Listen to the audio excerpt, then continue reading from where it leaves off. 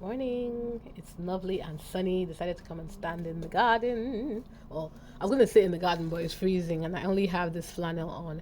Guys, you know how I told you, since we can always rely on the British press to give us firm, honest, and measured, accurate reporting. Ha! Sorry, that's a joke. I found this guy on Twitter and I thought, let me give a quick run through. For those of us who, I was going to ignore the news today because I knew it was going to be nothing burger. But I think since nobody is going to report the news, let's amplify people who actually do their job. So this guy, if you're following him on Twitter, Ryan Mulvey, has come today to give us what I hope is clarity. This story from USA Today, as well as other sources like NBC News, is completely wrong and requires a correction. Judge Nichols has not ordered Prince Harry's visa application to be released. You see, USA Today, which is supposed to be a reputable news source, but because nowadays people on the legacy media and all media is only interested in clicks than facts, one would argue that maybe if they were serious about actually reporting the news, they could build a reputation as people that you actually want to click when you're looking for facts. Imagine if they had just reported actually the judgment on Prince Harry's application is going to be released today, instead of Prince Harry's visa application to be released after Heritage Foundation probe. Useless people, all of them. Anyway, Ryan goes on to say, last September, Judge Nichols denied, and he did, the Heritage Foundation's motion for summary judgment, upheld the government's withholdings and sealed his opinion. A partially unsealed version of the opinion followed. Heritage moved for reconsideration in October. Our team at the Freedom of Information Advisor, Alan Blustein, republished a Law 360 article about it. Guys, please feel free to go check this guy out and read this yourself. Don't even listen to me. Read it yourself. On February 13th, the judge granted motion for reconsideration, in part agreeing he should have given consideration to what portions of the government's in camera, that is, non-public secret declarations and transcript of an in-camera hearing, should have been made public. Judge Nichols invited the government to propose what could be released. Hopefully you can go into my screen and see, because don't take my word for it, read it yourself. It says here, highlighted in yellow, accordingly, the court orders the government to provide it no later than February 20th its position on whether and to what extent the declarations provided in camera, the transcript of the in-camera hearing, the court's August 15 order, and or additional parts of memorandum opinion can be redacted and made available to Heritage. That's it. That's all, apparently. We're just getting some insight into the government's arguments and maybe some of the opinion ruling against Heritage. So here it is. Minute order. Pursuant to the court's 58th order, the government has provided the court with its proposed redactions to the documents identified in that order. The redactions appearing appropriate, the government is ordered to lodge on the docket the redacted versions of the documents no later than March 18th. So basically, they told absolute and complete nonsense. It's a lie. So even I was even thinking we might get redacted portions of Harry's visa application, which is why I was pissed yesterday, because I was like, even if they just release one line, which is the date, it is still highly inappropriate to release people's public records because of someone's agenda. Because, like, look, it sets a dangerous precedent. Today is Heritage Foundation going after Prince Harry. Tomorrow it could be me. Because certain factions of the press do not like how, maybe if I ever get that popular, because certain factions of the press do not like how I am on their neck about the way they report the royal family, they could decide, you know what, maybe give me all of her visa applications when she applied for US visa. Private information is private. I just wanted you guys to know, because I literally just found this out. And shout out to Ryan Mulvey for actually doing his job and the job that the press is supposed to be doing. The fact that actually the actual news here is a so-called reputable source like USA Today and NBC News, instead of doing their job and actually reporting the facts, are looking for clickbait. So if you want to know what the real news is, why is every media source all over the world, this is not just a British thing, interested in producing clickbait instead of speaking facts? And why would they not leave private citizens alone? All of us should be outraged. All of us should be absolutely outraged.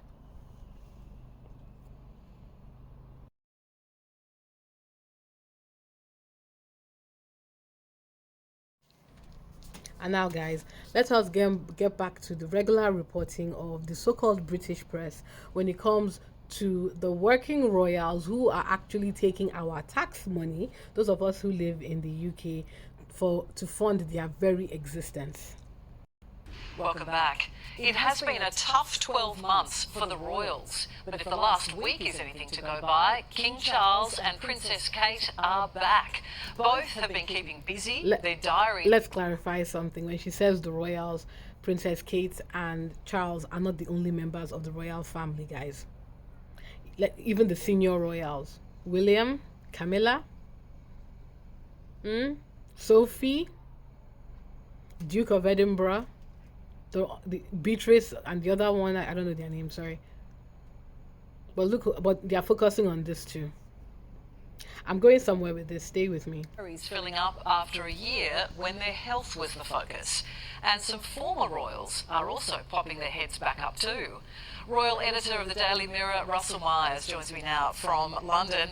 Russell, we've been seeing a lot of King... To remind you who this clown is, Russell Myers is the one that went on Lorraine's show with his face, with the veins of his neck practically sticking out, definitely sure that Meghan's show was going to get cancelled. He was the one, if you saw my video, I'll post it here, that was almost crying when he found out that not only was Meghan's show coming back, but he has to watch it. You see, revenge is sweet. Meghan doesn't have to say a word. Just let the news speak for her. I'm sure he was crying in his pillow. Charles and Princess Kate this week, they both look well. Are things starting to get back to normal for the royals? Yeah, great to see you again, Deb. Well, what a year it's been, as you said. I remember last year in that sort of cascade of announcements from both Buckingham Palace and Kensington Palace after the King and Princess of Wales were in hospital at the same time, just down the corridor from one another at one moment, and then within weeks of each other, both being diagnosed with cancer. I thought they said they were treated at 2 different hospitals. I'm pretty sure I said that somewhere. Okay. But because nobody challenges anybody in the news now, they can literally say that Kate was getting cancer treatment on the moon. Not a challenge, no pushback, nothing. He just says what he likes.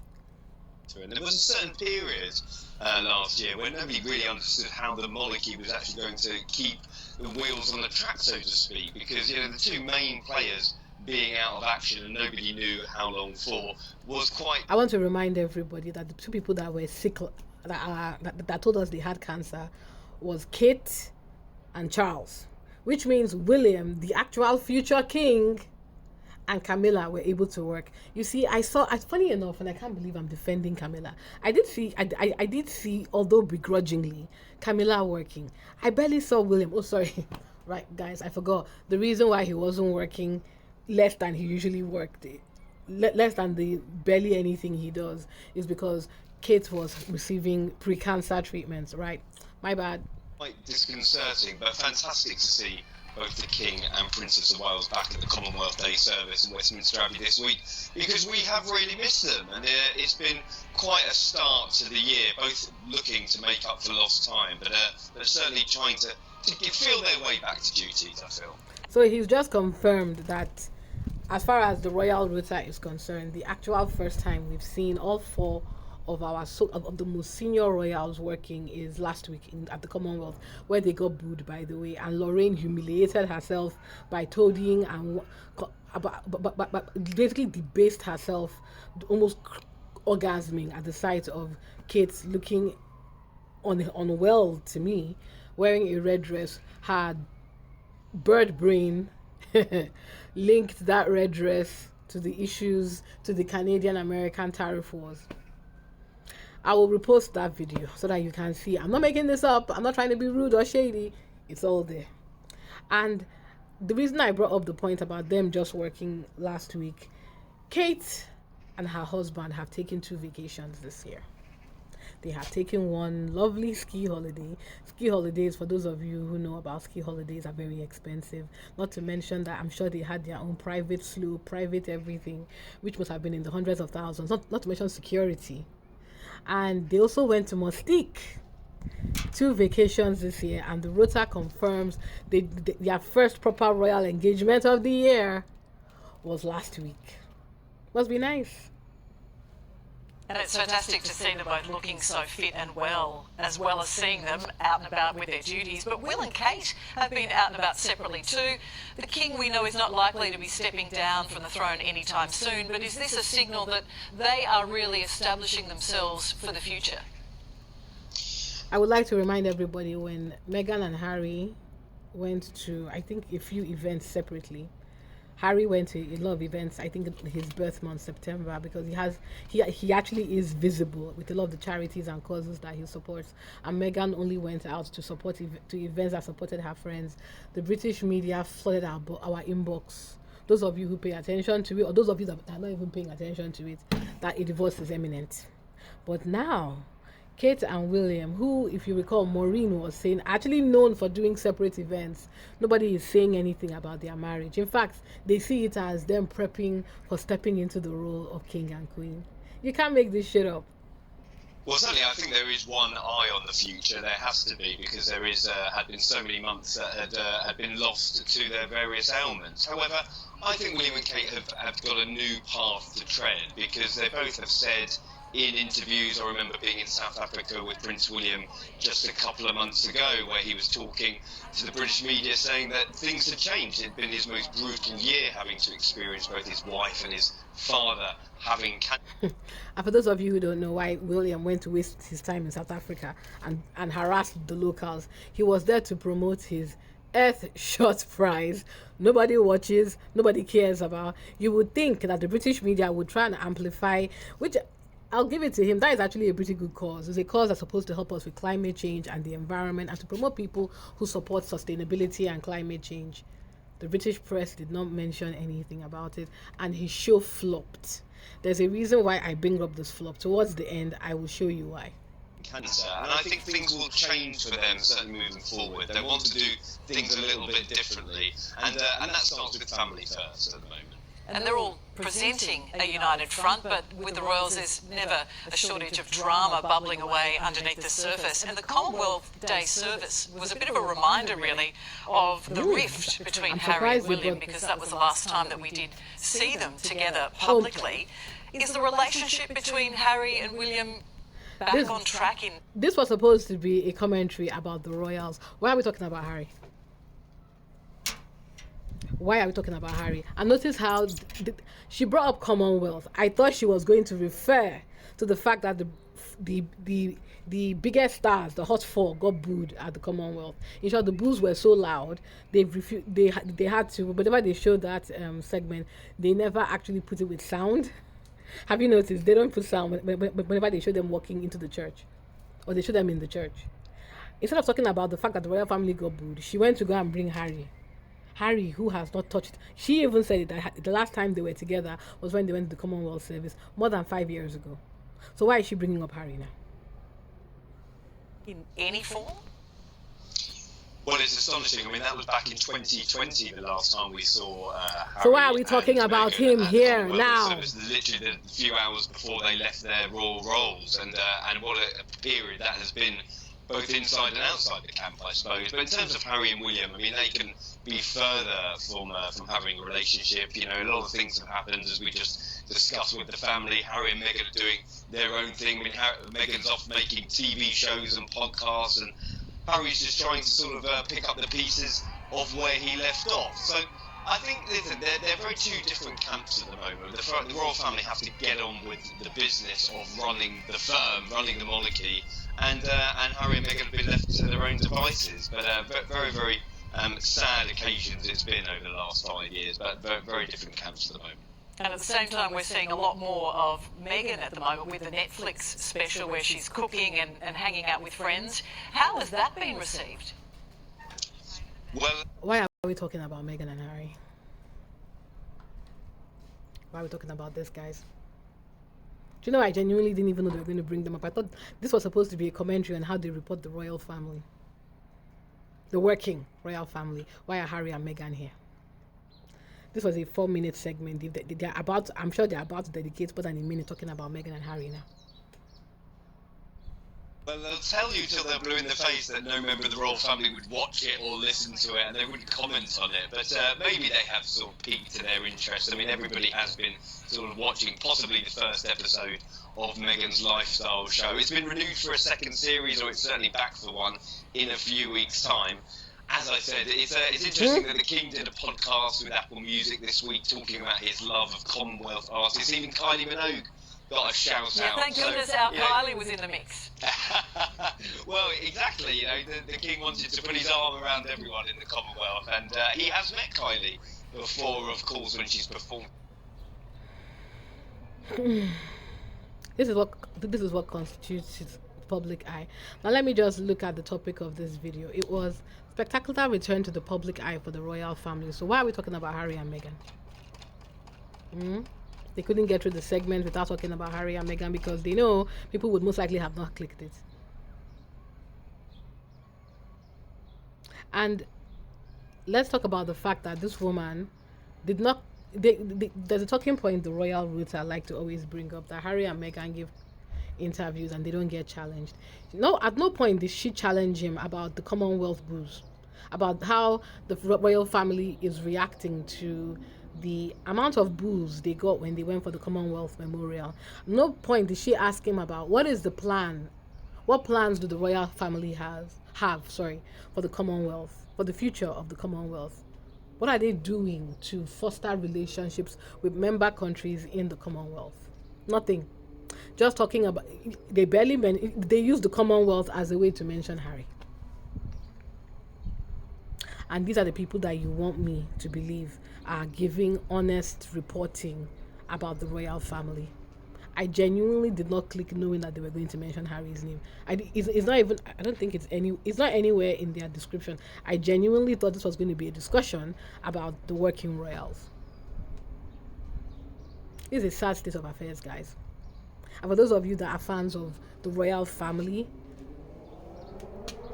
in my comments, feel free to let me know. Tell me what Charles, William, Kate and Camilla have done this year of note. Besides the fact that Charles is now a DJ, apparently. Tell me the real work they've done. Because based on the reporting that has come out, between April 2023 and March 2024, Charles and Williams collectively made £50 million. And don't forget that William refused to reveal his tax returns for the year. By 2025, we will find out what they made last year, which I'm sure will be quite significant because both William and Charles individually received a £50 million windfall. But of course, I mean, Kate had a bad year. And this is not in any way, shape, or form to diminish Kate's pre-cancer treatment or her husband's reaction to his wife having cancer treatment. But I wonder if the same grace would have been given to Harry. Because they would have said, okay, fine, Meghan was sick, but why couldn't Harry work? I'm just saying.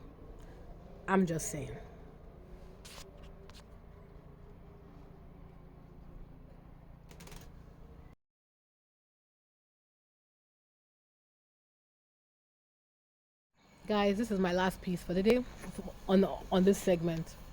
This is Jack Royston, who calls himself a chief royal correspondent. What do we say on this page, guys? There is no such thing as a royal correspondent. There is no such thing, sing it with me, as I'll find a song for it. There is no such thing as a royal correspondent. There is no such thing as a royal reporter. There is no such thing as a royal commentator. Harry himself has confirmed this. Anybody can wake up in the morning, affect the clipped accent, and say they are royal commentators.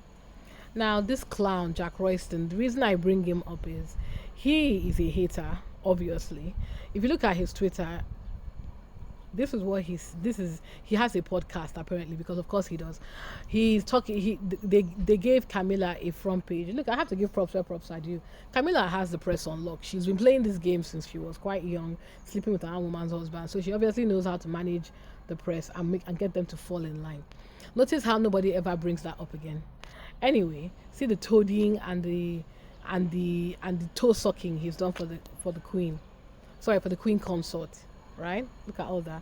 Now let's track how he was reporting Meghan, because it's funny. This is from the 9th of March. This is before, I think, please correct me if I'm wrong, either the same day or before Meghan announced that her show had been renewed with Netflix. That her show was getting a season 2. See this here? And let's continue. See him? See him? Tracking all the negativity, all the hate about Meghan, because see the amount of engagement he's getting out of it. See? He now went to find Go Up agency. Please, who the hell is this? Found some random agency to come and give commentary on Meghan's PR. These people have a lot of audacity, thinking that some random small, maybe online agency that probably has no clients thinks they have any authority on managing and reporting on someone like Duchess Meghan. Then we continue. You see that? Just hate. He spent, from the moment Meghan's show was released, see, on the 4th, just spent it focusing on negativity, because this is the most engagement he got throughout the entire experience. Now let's look at Camilla's report. Actually, he actually got a pretty decent amount of engagement. Oh, wait, sorry, my bad. Nobody. Oh, wow, one person. Wow, see, nobody commented. This is why they do what they do, is engagement. And the thing I want to call out here is, at no point while they are, it's interesting how he was able to do that full analytical survey into Meghan's show flopping. I don't even know why they are saying it's a flop, because they want to, that's a narrative they want to put in the media, that Meghan's show flopped. It's interesting that they have time to do all this, but they don't have time to do analysis into how many times the so-called tax-funded working royals have done any work this year, and what value is that work adding. Every time William goes to take a picture and smiles like a fool, or pretends to be, you know how he's always looking concerned and carrying his empty folder. Yes, you're seeing them going places. To what end? How many charities, if we scrutinize the numbers, are they actually making money for? Nobody is scrutinizing it, because nobody is challenging the British media. That gives me an idea. Oh yes, sorry. The Republic. Do you know the only people that are challenging the British media? The not my king, the Republican support. They are the ones that are doing their job, looking at the accounts, looking at the numbers, asking questions about what the hell is going on with the British media. I'm going to try and see if I can get them to come on my channel and let's talk about it. Because look, the aim of this channel was supposed to be a Meghan support page, but I'm genuinely curious about this. Why is the British media not holding anybody to account? Why is this okay? Why is this okay, guys? And for those of you that are fans of the royal family, are going to come on my page and be saying that, oh, you're a Meghan fan. Even you have to agree, whether you like any of these people, that this is BS. While many of you are staying at home, you can barely afford to pay your taxes, you can barely afford to pay your heating, you can barely afford to pay your rent. The people that you are cheerleading for and kicking and defending online are living a life of absolute 0.1% luxury on top of your head. I said it before that Kate and William have been on 2 vacations. The first time the rota admits that they've all been working was last week. But they've been on 2 vacations.